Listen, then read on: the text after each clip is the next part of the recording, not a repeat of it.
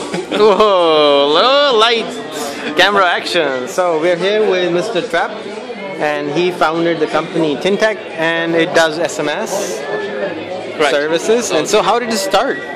We started 10 years ago, basically finding out in another project that the reliability of SMS was not what we expected to be. I studied computer science, so I was curious why this is the case, and we found out that it's due to the carrier systems we are connected to or the other players are connected to. So we decided to try a different approach than everybody else and build out our own infrastructure, which does not have that limitation. So we're not depending on the carrier infrastructure for terminating messages to a handset.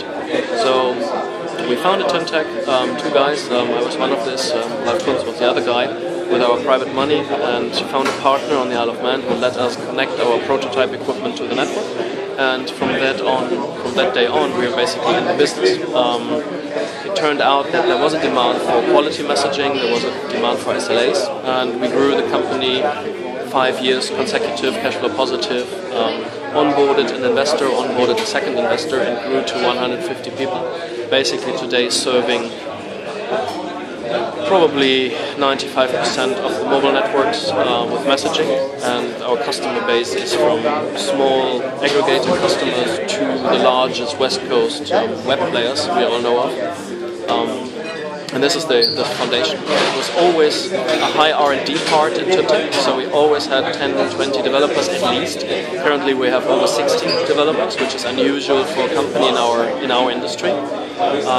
We still innovate, we still build our own systems into carrier networks, and this is where all our new product lines are coming from. For example, the OTT play, where we acquire number ranges from mobile operators, being de facto an MVNO, but without a SIM card, and providing those numbers and number ranges towards over-the-top players for mobile number interconnectivity. So you have an app on your iPhone, and then suddenly you have a number on it. In the US, this is a commodity business now.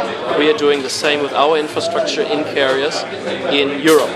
So we bring the business model, we bring the technology, and we onboard customers to it with operators together as a partner, as we do with SMS. So it's a natural extension of our business, and so this is the next production line. We run probably one of the biggest non-STCP provider SS7 networks. We have 35 deployments around the world. We run our own infrastructure, our own hardware, and this is the big differentiator. So we can offer quality of service where others can't, and this is the niche we are actually in.